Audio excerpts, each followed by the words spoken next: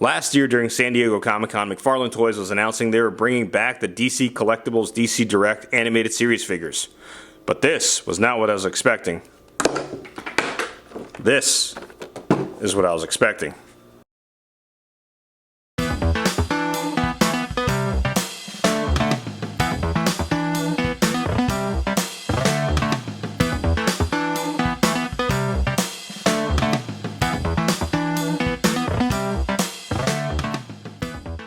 Hey, what's happening, YouTubers? Back with a brand new action figure review, and today we're going to take a look at the new McFarlane Toys DC Direct Batman Beyond Bruce Wayne and Ace, part of the Gold Label collection, and I believe this is also going to be a San Diego Comic-Con exclusive.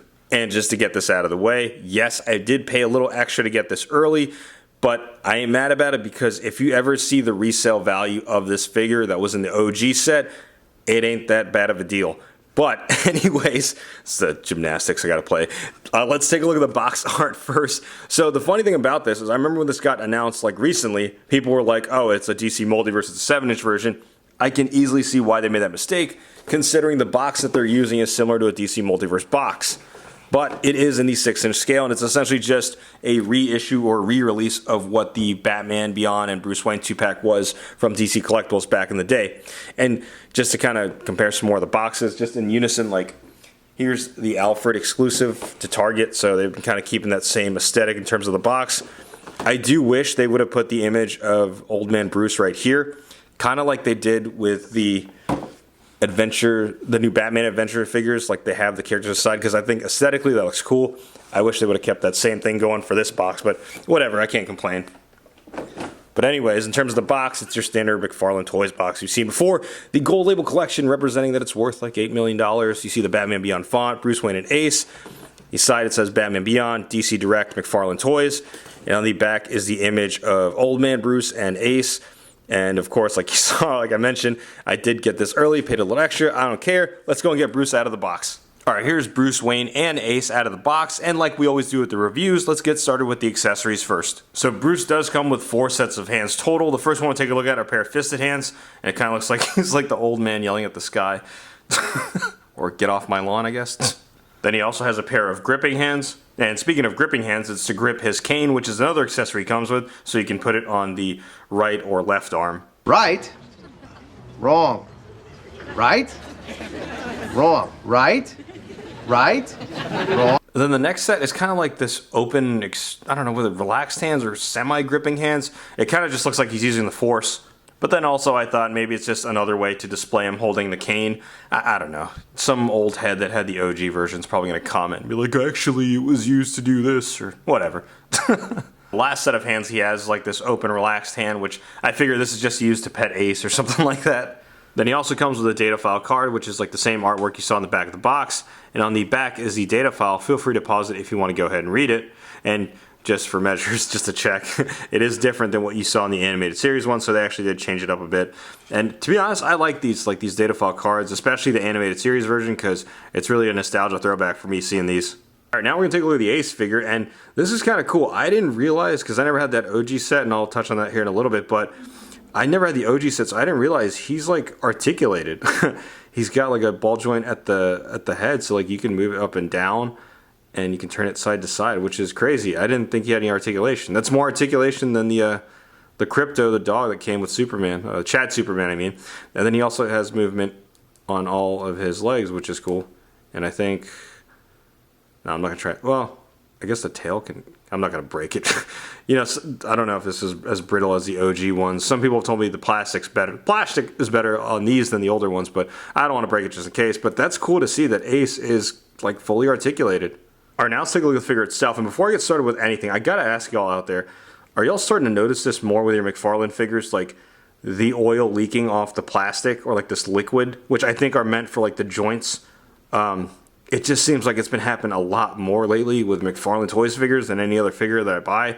I'm wondering if it's just because of the heat and the weather, but yeah, I've been noticing a lot of like leaking through the joints of the plastic. Let me know in the comments below. All right, now let's take a look at the head sculpt first, and I gotta say, it's perfect in my opinion. Looks like it was pulled straight from the animation, and I know this isn't a McFarlane Toy sculpt, this is a DC Direct, DC Collectibles era, and to me, they did such a fantastic job with their figures and sculpting it. they made it look like the figures pop straight from the animation. And I gotta say, this head sculpt looks perfect to me. I don't think they did any weird like cell shading or adjustments like they did to their other figures. I think this is just straight up just reused. There's no special repaints or anything like that from their other figures, but to me, they did the right thing leaving this alone because this looks perfect to me. But let me know what you think in the comments below. Take a look at the rest of the figure. It's a pretty basic color scheme that he wears in Batman Beyond. And maybe I'm the mark and I don't realize it because like it's really hard to do cell shading on black. And so it's like, how could they have, you know, added their own twist to it? Maybe they just kept it that way just because it would have been easier just to do that instead of adding like grays or something to this. But I'm glad they left it alone, like I said. I think the legs are being reused from the Joker figure. Let me go check real quick. Actually, I'm wrong. They're brand new legs. Or they were brand new back then for this specific figure. Again, some old head that collected DC collectibles is going to be like, how do you not know this? Now it's going to jump right into size comparisons. And first size comparison, here's Bruce Wayne sitting next to some other Batman figures from the animated series and New Adventures line. And these are both reissues from McFarlane Toys under the DC Direct banner. The one on the right is from the 4-pack that was a Walmart exclusive, which I've kit bashed and head swapped with the questionable cell-shaded one. I did see that kit bash from Toy Shiz video, and I think it just works better than the one that was originally on there. And on the left is from the New Adventures, or New Batman Adventures. And next size comparison here is with some more figures from the animated series line. We have the Commissioner Gordon on the left, which is the Platinum Chase variant, and the Robin that was part of the Condiment King Build-A-Figure wave. And next size comparison here he is next to the Clown Prince of Crime. That's the animated series version of the Joker. On the left is from the 4-pack, and on the right is from that lockup collect-to-build wave. And you can definitely tell from McFarlane Toys reissue in that 4-pack that the budget was cut when it comes to the paint application on the retail release or the collect-to-build release versus the 4-pack. Like, this one had way better paint application than this one did. Next size comparison here is next to McFarlane Toys DC Multiverse figures. On the left is the 3 Jokers Batman that I've kind of kit bashed and customized, sort of. You can check out my video on that. And on the right is the Nightfall Batman. So as you can see, he is a little bit shorter, but in terms of proportion of the head sculpt, I think it might work with a head swap. I'll try it later on. I might heat this up or something like that. But look out on my Instagram. I'll post photos of like head swaps and stuff like that. Next size comparison, here he is next to the McFarlane Toys DC Multiverse Animated Series Batman that I've head swapped with it was the Adventures Continues Batman armor, I believe. And the reason why I'm showcasing this is because I think this is a great head sculpt. The problem is it's not in proportion to what the other figures were in the animated series line. And this is still from DC Direct, DC Collectibles. So what's kind of annoying is, like, I guess in terms of the suit that they sculpted for the Batman armor, it was in proportion to that, but I wish they would have made it a little bit smaller just so you could put this to other Batman figures, because to me this head sculpt looks perfect in my opinion. And last size comparison, here's Old Man Bruce standing next to a Tesla that a very special friend of mine got for me. Alright, some overall thoughts on this figure. I like it a lot. I'm not mad about paying a little bit more to get it early just because I was a huge fan of Batman Beyond growing up, and I was a huge fan of this figure. I remember seeing this once at my local toy shop, which is Tashi Station, shout outs to them. I remember seeing it once back then, the 2-pack with Batman Beyond. I was like, I think I'm gonna pass it for now. And it was going for like 60 to 80 bucks.